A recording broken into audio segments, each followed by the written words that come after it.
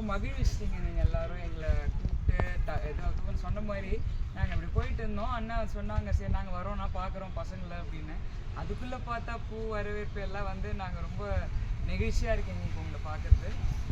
உங்கள் ஒவ்வொருத்தரையும் பார்த்து பேசுறது வந்து ரொம்ப சந்தோஷம். போன முறை நான் வந்திருந்தேன், ஆனால் நான் லாஸ்ட் டைம் வந்த பசங்க போயிட்டாங்க.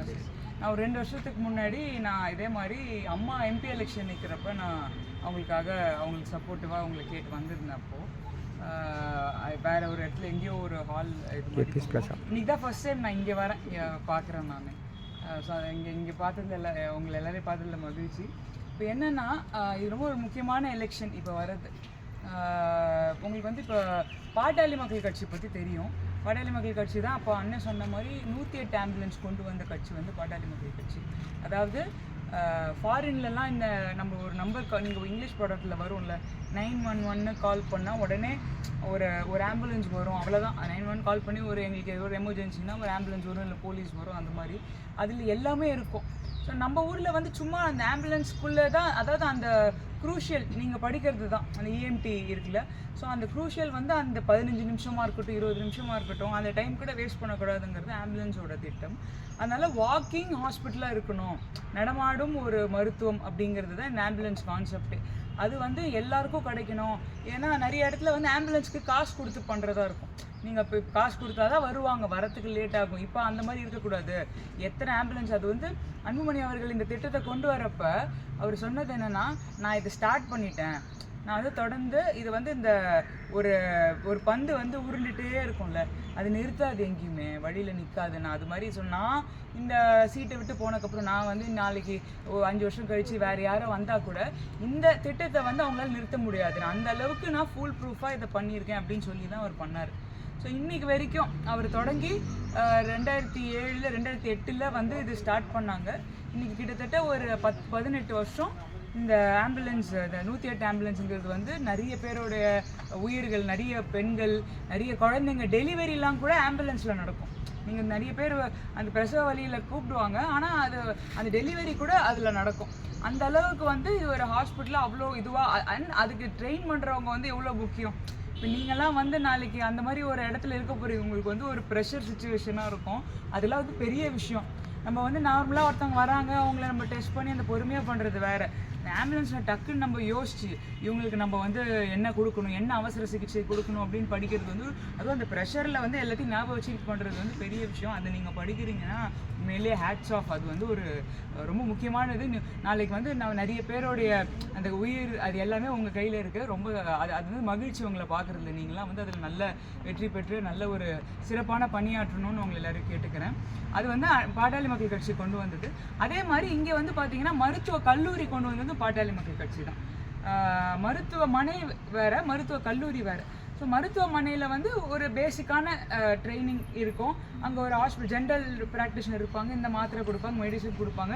அதை தாண்டி எதனா ஒரு விஷயம்னா நீங்கள் அங்கே போய் இந்த முன்னாடி சொல்கிற ஒரு 20 வருஷத்துக்கு முன்னாடி வந்து நம்மளுக்கு எதாவது ஒன்று வேணும்னா நம்ம சேலம் போகணும், இல்லை பெங்களூருக்கு போகணும், இல்லை சென்னைக்கு போய் நம்ம அந்த சிகிச்சை எடுத்துக்கணும். ஆனால் இன்றைக்கி அந்த மருத்துவ கல்லூரி கொண்டு வந்ததோட விஷன் என்னென்னா, அன்புமணியோட விஷன் என்னென்னா, எல்லா ஸ்பெஷாலிட்டி ட்ரீட்மெண்ட்டும் ஒரு ஹாஸ்பிட்டலில், அதாவது ஒரு காலேஜ், ஒரு மெடிக்கல் காலேஜுக்கு பர்மிஷன் கொடுக்கணும்னா அங்கே சும்மா ஒரு ஹாஸ்பிட்டலில் ஒரு 10 பெட்டு போட்டாலாம் கொடுக்க மாட்டாங்க. நீங்கள் வந்து எல்லா ஸ்பெஷாலிட்டியும் அந்த இடத்துல அந்த ஹாஸ்பிட்டலில் இருக்கணும். ஏன்னா அந்த பசங்க தானே படிக்கிறாங்க. ஒருத்தர் ட்ரெயின் பண்ணுறப்ப நம்ம வந்து அவங்க வந்து தலையிலேருந்து கால் வரைக்கும் என்னென்ன நோய் இருக்கோ அது எல்லாத்துக்கான ட்ரீட்மெண்ட் வந்து அங்கே இருக்கணும்.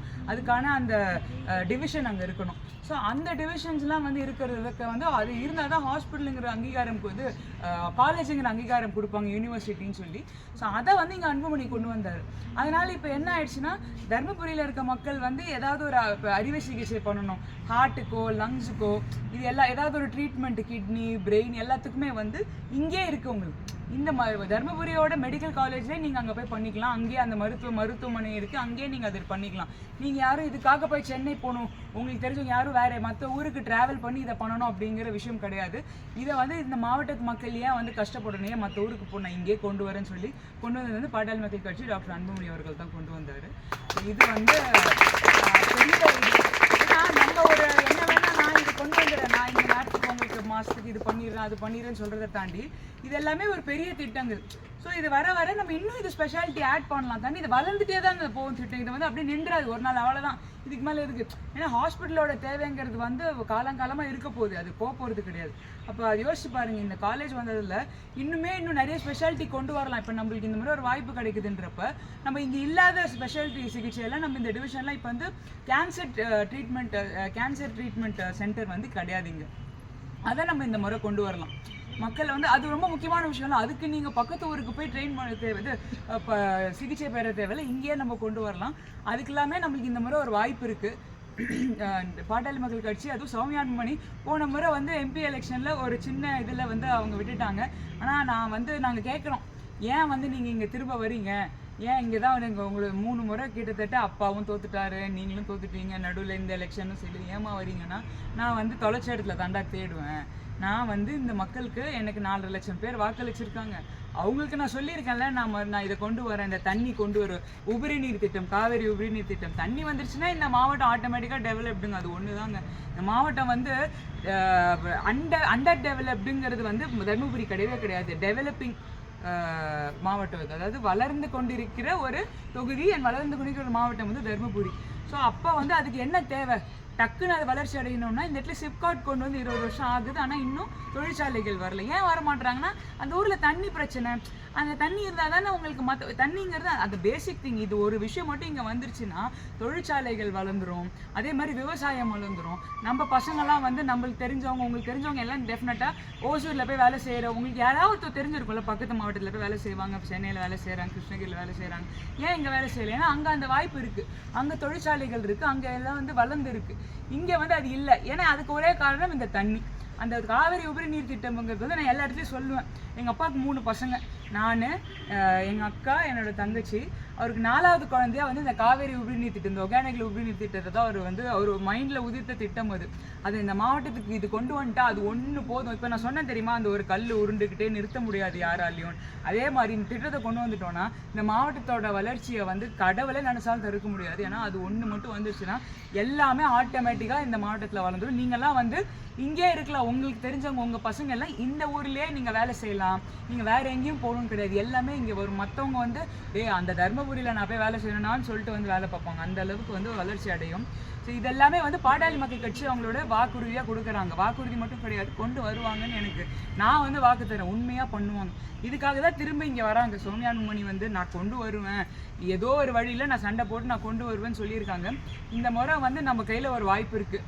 ஆட்சி மாறுச்சுன்னா நம்ம கண்டிப்பாக வந்து என்ன வேணும், இடஒதுக்கீடுங்கிறது வந்து நம்ம வந்து சண்டை போட்டுகிட்டே இருக்கோம் 40 வருஷமாக. ஐயாவும் சரி, அன்புமணியும் சரி ரொம்ப சண்டை போட்டுட்ருக்காங்க. இனிமேல் நம்ம அந்த சண்டை போட தேவையில்லை, நம்ம உரிமையாக அதை வாங்கி பெற்று நம்ம மக்களுக்கு கொடுக்கலாம். இந்த 10% கிடையாதுங்க, 12-13% வாங்கலாம், அதிகமாகவே வாங்கலாம்.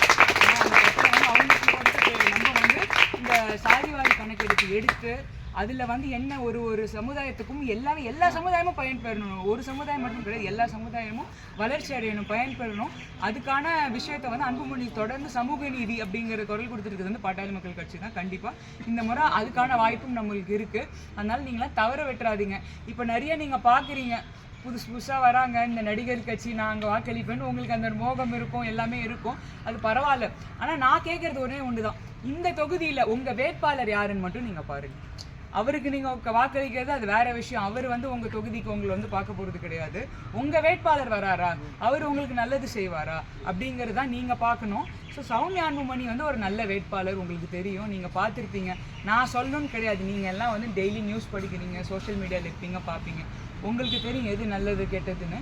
ஸோ நான் இவங்களுக்கு வாக்களிங்க அவங்களுக்கு வாக்களிங்கன்னு உங்ககிட்ட கேட்க வரல. நீங்கள் உங்கள் மனசாட்சிக்கு தெரியும் யார் நல்லவங்க, யார் நம்ம மக்களுக்கு சேவை, யார் பெண்கள் பாதுகாப்பு. முக்கியமாக இந்த தமிழ்நாட்டில் வந்து பயமான ஒரு விஷயமா இருக்குது, எங்கேயுமே பெண்களுக்கு பாதுகாப்பு கிடையாது. இதெல்லாம் பண்ணணும்னா ஒரு பெண் வேட்பாளர் சௌமியா அன்புமணி அவங்களுக்கு தெரியும். பெண்ணுக்கு ஏதாவது ஒரு பிரச்சனைனா சண்டை போடுவாங்க, குரல் கொடுப்பாங்க.